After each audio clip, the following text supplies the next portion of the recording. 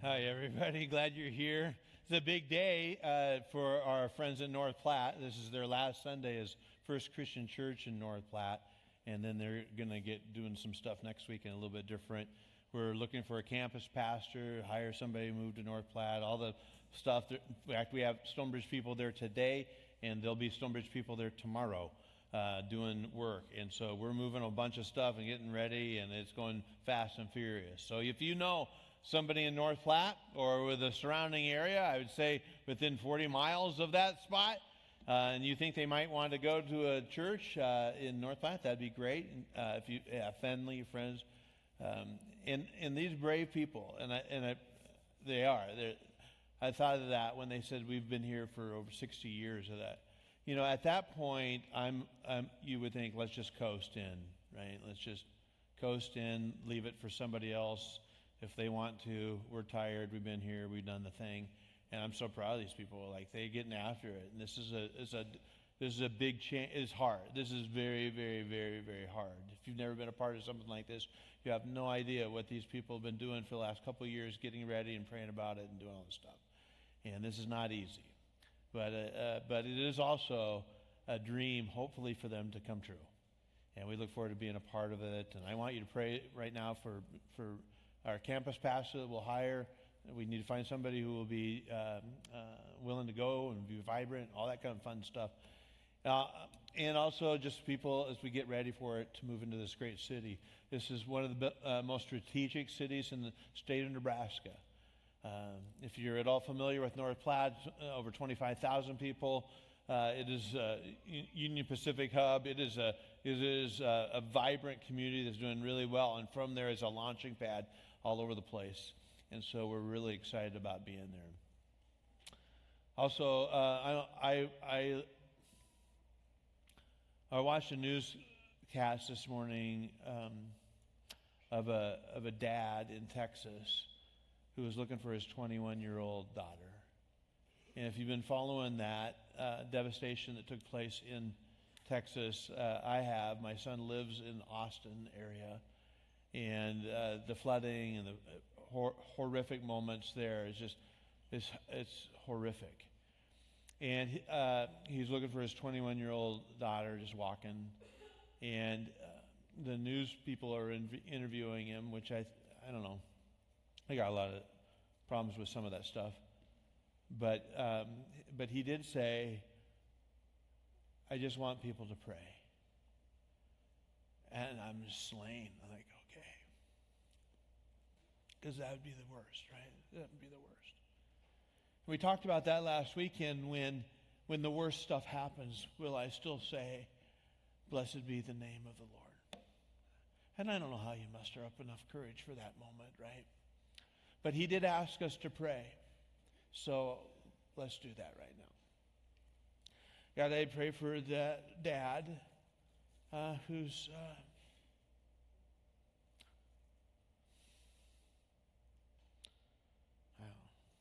can't even imagine. And that you somehow answer his prayer in a good way. And that he would know that there are people in Nebraska that care. We're going to do our part here to pray, but maybe, I don't know. That community, those communities will be as little campers. Gosh. And so our heart hurts because we are connected. As a dad or a grandpa, siblings, friends, all that stuff. And so for their hearts, I pray that you will be close to them because their hearts are breaking. And you have promised you would be close. Christ, I pray, amen. All righty. I want you to do something for me. Pull out your phone, if you would, right now, and take it out. I don't ask you to do that very often, but I need you to do that right now. So get your phone out, and I'd like you to take a picture of me and put it, no, I'm just kidding.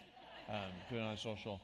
I'm going to ask you to help me with a little bit of stuff. So if you would, I think there's a number on the screen. and I want you to text whoever you would like to do a road trip with. And it has to be 8 hours. This is not like to Fremont and back. Like, this is an 8-hour road trip. Somebody that you would like to, and it can be anybody. And of course, you're probably going to say your husband or wife. You might not. That's next week's message, actually, on marriage. But, no. It can be anybody. And just let me know who you would like to travel with for 8 hours. Again, it can be somebody in the past, or right now. Like, who would you want to go? So I'm gonna look here. Elon Musk. I think that's an interesting choice. I don't know who put this here. Linda Chitwood. We're gonna look into that one. Taylor Swift. Charles Barkley. I'd love to go. Like, can you imagine pulling into Buc-ee's with Charles Barkley? That'd be great. This one's funny. Jesus or Rainn Wilson? Like, not sure. I don't even know who Rainn Wilson is, but she must be really close to Jesus stuff, all right?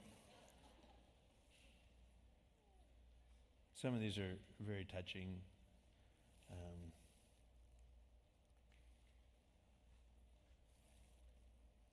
Lauren, whoever you are, right? My sister Leisha? Really? Okay. Robin Williams, that would have been fun. Albert Einstein. Mark Chitwood. Poor people. You get better friends. Right. I'm pretty boring on road trips. I really am. I'm very boring on road trips. I don't need music on. I don't even need people to talk to me. I can go and I can entertain my head all the time. People are like, how do you do that? Like, I don't know. I don't want. Like if Linda wants. She likes music and stuff. And so she has a playlist, and I've told you about this. Yacht rock is one of her favorite things. We listen to yacht rock. Sailing takes me away. And okay. Anyway, or like if we're traveling to Texas, we go through Wichita, and guess what we listen to? The Wichita Linemen. Do that. Okay. So anyway, she has some favorites. I don't need any of that. I really don't. I don't even need people to talk to me. I'm very happy with just going. And I can do 14 hours that way. I mean, I really can. It's impressive. I've built up right? My friend John, he's like, I can go, I can just go. Like, I'm fine. So anyway, so I'm pretty boring. You might want to choose somebody else, right? So Jesus is he's starting to assemble his team. He's going to go on a road trip with people, and he is now a rabbi. He's teaching, and up until this point, so he's 30 years old. Up until this point, he had been a carpenter, and he earned his living doing carpentry. But now it's changed, and things are changing. Every little boy in that world, the first century, a Jewish boy, wanted to be a rabbi. Like, that was their thing. Like, they didn't want to be a fireman, or didn't want to be a lawyer, or they wanted to be a rabbi. That was that was pinnacle stuff. Not baseball player, rabbi. And it was very difficult to get into that world, right? It was very hard. And you had to study very, very, very, very hard just to be a Pharisee. But to get to rabbinical kind of stuff where you're teaching and you've learned it. So to be a Pharisee, you had to memorize the Torah, which is the first 5 books of the Old Testament. So you had to memorize that stuff. And that's hard, right? Like, that's not easy. You can't just pull that off. You just cram the night before for that test, right? Like, oh yeah, shoot, I got my Torah thing tomorrow. I don't know. Hey, you want to go out for McDonald's? Yeah, let's go. Let's go. We're not, I'm not going to pass anyway, right? I'm not going to pass anyway. I can't even, in the beginning, that's all I got. In the beginning, okay. I don't know what to do. So a lot of kids flunk out of the rabbi thing, and they end up in a trade school, right? That's what Jesus did. He didn't flunk out of rabbinical school. He just did not align himself with a rabbi. But he knew the Bible real well. But most kids like, hey, I'm just going to go back and I'm going to do what my daddy did. And I'm going to learn the trade and do that kind of stuff. And that's what Jesus basically did until he was 30 years old. And now he begins to teach. And he begins to assemble his followers, which includes finding some disciples, people who will stick with him for the next several years to learn his teaching and be able to pass that teaching on to other people. His teaching began to attract lots of people. People got very interested in the teaching of Jesus because his teachings were different than the Pharisees. In fact, the Bible says that he taught with authority, and his teachings was different, interesting and provocative and powerful.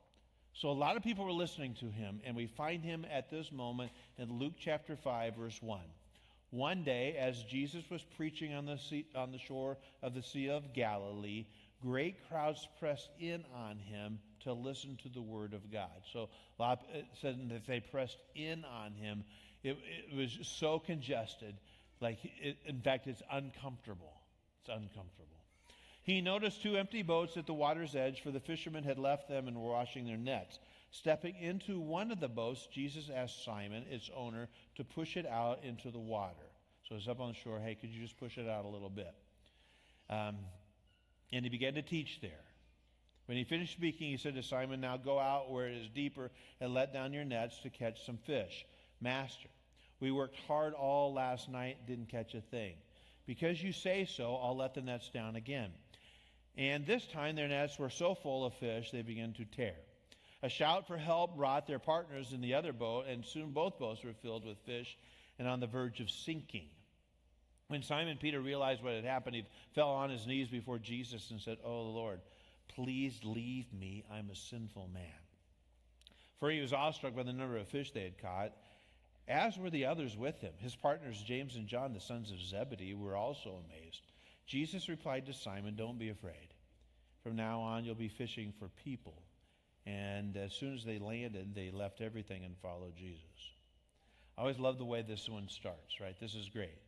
One day. It's just one day. It's just a day. It's a work day. It's not a special day. It's not a holy day. It's not a holiday. It's one day. It's one day in the life of Jesus. It's also one day in the life of Peter and James and John. It's just one day. And Jesus happens to be teaching along the Sea of Galilee, and lots of people are gathering there, and it's a very, very intense moment. And Jesus needs a little bit of space. He needs a little bit, hey, back off. But no, he's backing off. So he sees, hey, there's a boat here, and maybe I can I use this boat as kind of a platform thing, get a little bit above the crowd, get a little bit of distance between me and them so they can hear and see, and I'll just go out a little bit and they can listen. So he sits in the boat and he begins to teach. And we don't know exactly what he said that day. It wasn't really recorded for us, but he tells the people to go home, and he says to the fishermen, the guys, their boat, right? And they've been cleaning and they're getting ready for the night's work. Hey, can we go fishing? Now, that's one of the reasons why I love Jesus. When he's done with work, what's he want to do? Let's go fishing. Yeah, you're my kind of guy. I want to go with you. Let's go fishing. Now, for Peter, this wasn't a great thing. He's tired. He's not happy. They haven't caught anything. And he's exhausted. And they just got done cleaning all the nets. And Jesus said, hey, let's go fishing. He goes, nah, we fished all night, didn't catch nothing. As if he's saying to Jesus, why don't you stay in your lane, Rabbi? You stay in your lane. We're the fishermen. You're the teacher. You teach, we'll fish. Now, I suppose Jesus also thought, you ain't so good at it, so let's go. Right? Let's go. And I don't know. I don't know why Pete does this, but I think this is one of the greatest statements ever by a human being. He says this, right? Because you say so. Because you say so. Right? I wouldn't have done this for anybody, but because you say so, let's go do this.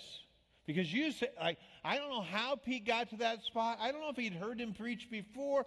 I don't know if he had just heard him just for a little while. But for some reason, somehow, he says to Jesus, okay. It makes no sense to me, especially when you said, hey, let's go out a little deeper. Let's go out a little deeper. When, the fishermen in that region, they had nets and they would just throw it out. It wasn't like, hey, let's get our fly rods out and do one, like put a little fly on there and cast, right? Or let's get a lure, or let's get a worm, and sit there for a little while. It's nope, we're throwing out a net. We're throwing out a net. And so they fish oftentimes in the shallow area because the net would eventually just not, like there's no fish out here. And so why would we throw it out into the deeper area? So, because you say so, okay, we'll go out a little deeper. This is dumb. That makes no sense. Have you ever done anything that made no sense if Jesus said to do something? Like, that makes no sense. So this is what happens here. It makes no sense for them to go fishing. They hadn't caught anything. These guys, this is how they earn their living. And they didn't make a dime last night. They didn't make any money. They got to go home and say, we didn't catch nothing. They got to explain this to the banker. They loaned them the money for the boat. They can't, once again, we caught nothing. I mean, I've been there. Like, I go out fishing and I don't catch anything. And I'm discouraged and I'm not real happy about it. But I'm not making my living doing that. I don't have to explain this to anybody. Like, how'd you do? I didn't catch nothing, but I went and got some Ricardos. That's fine, right? Because you can make a bad day fishing better by eating someplace you like. I went fishing with my brother one time. He thought it'd be a great idea to do ice fishing. Now, granted, we had never ice fished before. But hey, and he bought this auger thing. And he bought this little tip-up thing. He's like, okay, let's go. So we go out to Branched Oak Lake, just outside of Lincoln. We don't know what we're doing. We don't. We just walk out there, and we start. And it's cold, and it's not pleasant. And we don't have no shelter or anything. We finally get one done, and then anyway, after about 2 hours of nothing, I said, I'm done. Let's go. He says, where do you want to go? I said, I want to go to Long John Silver's. I want some fish. And we went to Long John Silver's and got fish, right? Because you can make, even a bad day fishing, if you can find some good food after that, it's fine. But these guys, they're trying to make a living. They got to sell this stuff. It's not just for their families. This is not just like, hey, we're going to fill our freezer. This is how they made their living. They got to sell the fish. Got to pay the bills. So here's this rabbi, hey, let's go fishing. Okay. If you say so, which is that's a crazy statement. It's a crazy statement. And so they fling out the net, right? Eye rolling the whole time. This is great. Yeah, this is fun. This is going to be awesome.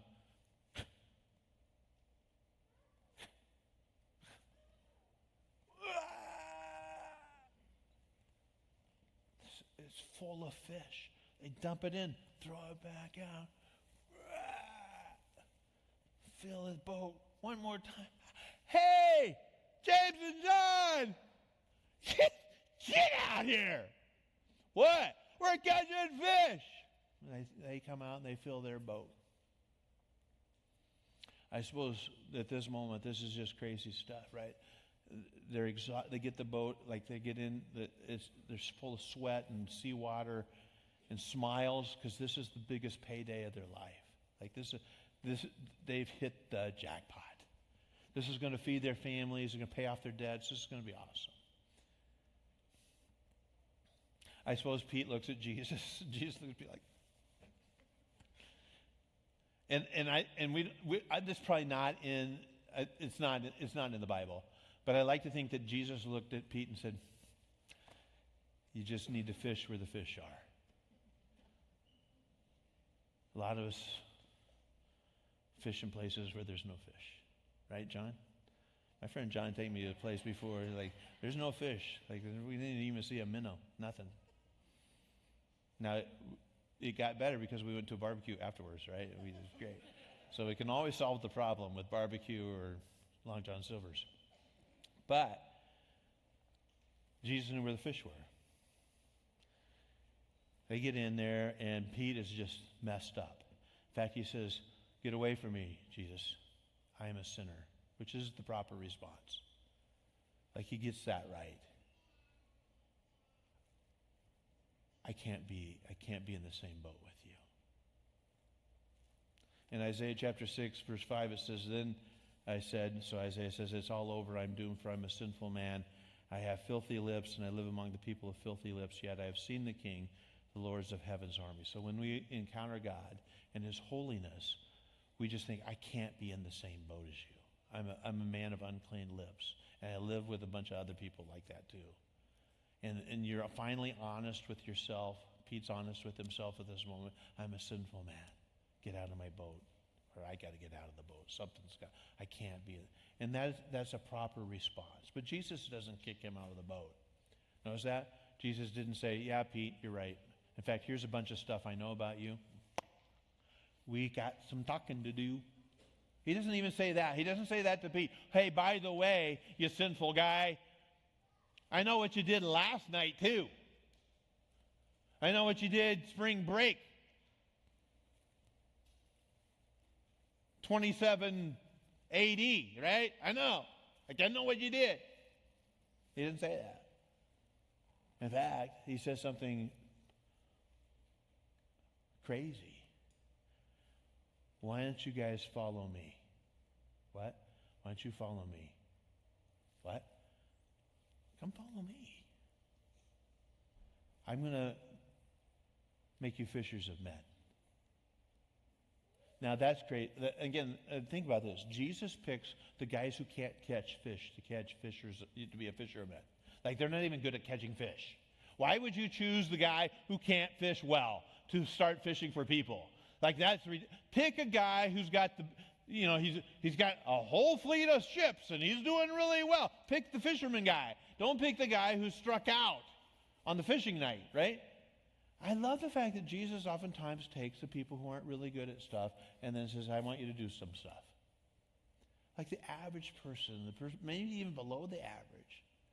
These guys flunked out of the rabbi school stuff, and they weren't even good at fishing. And he says to Pete, "You want to follow me?" And the surprising thing is that they do. That they say yes. So Peter, James, and John leave their stuff. Now, I suppose they tell their families, "Hey, there's a whole lot of fish here you got to deal with. I'm going to go follow Jesus.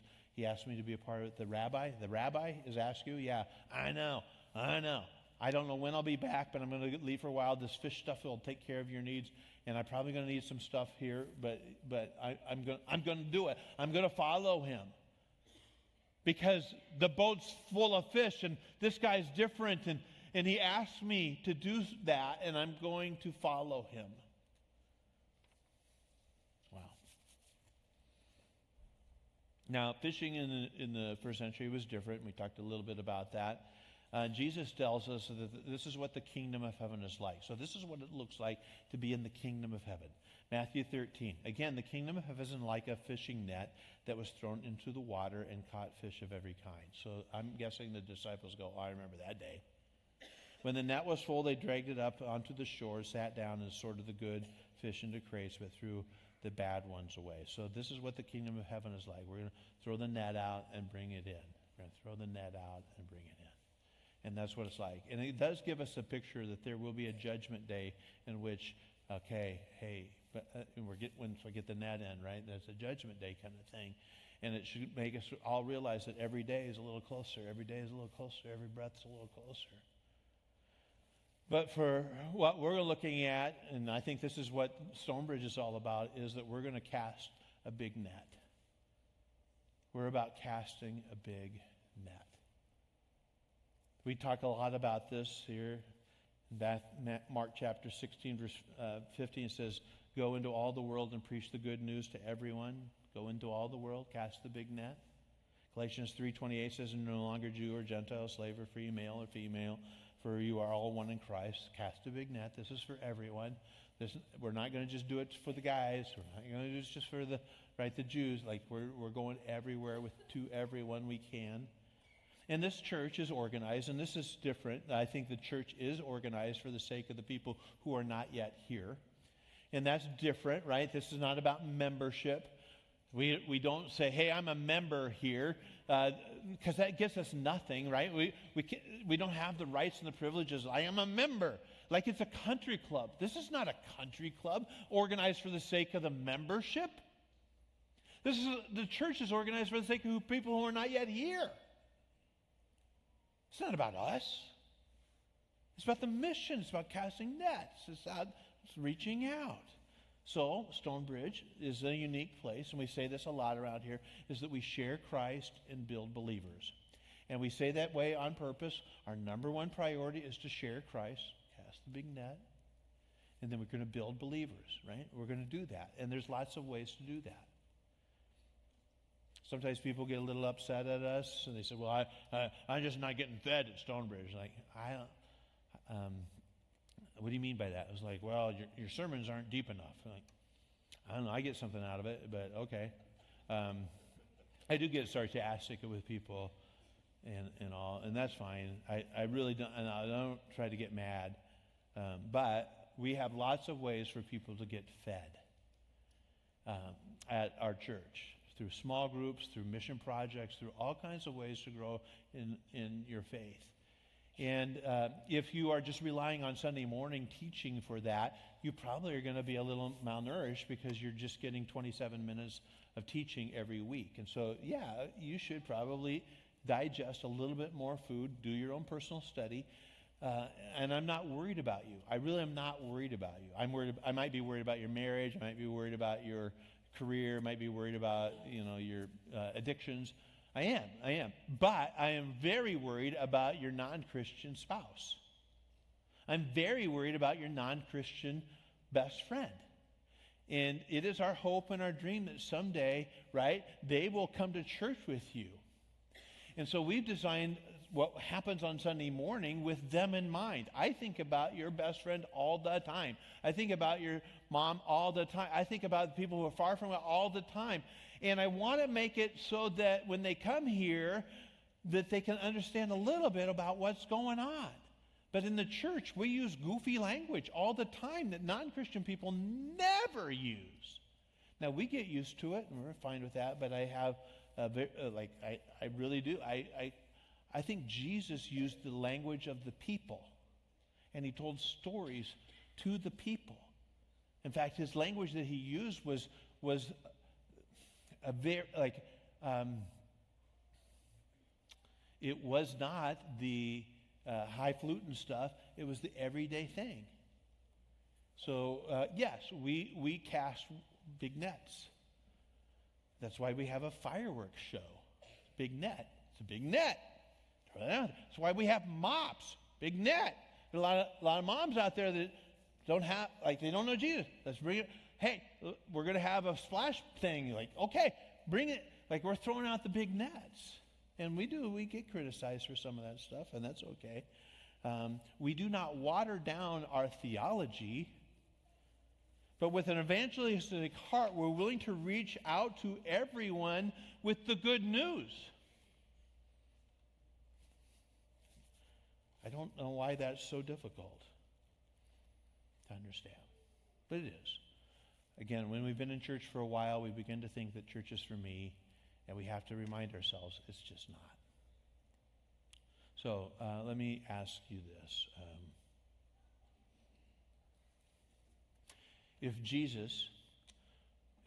If I asked Jesus today,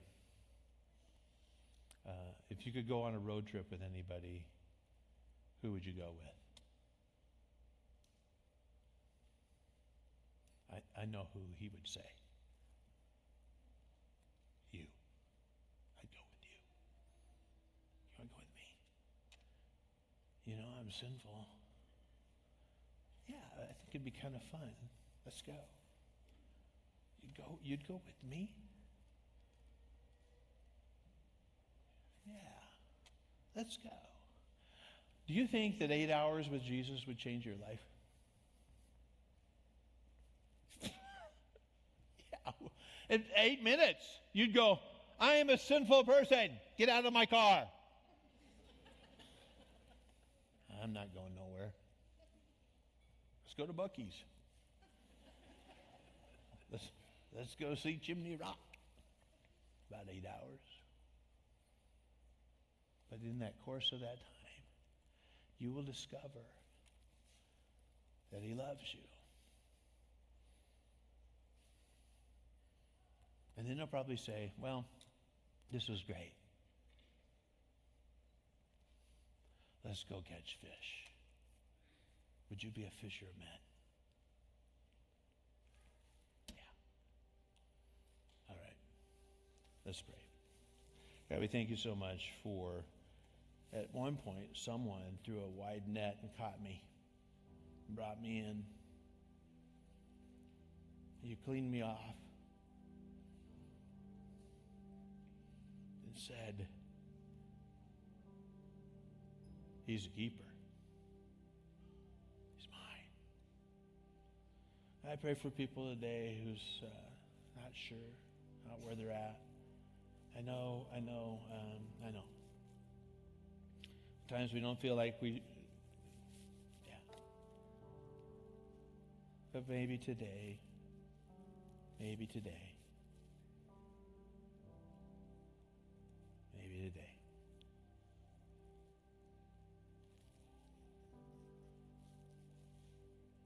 Christ I pray, amen. All right, you guys have a great week. See you next Sunday. Blessings to you. Thanks for being here.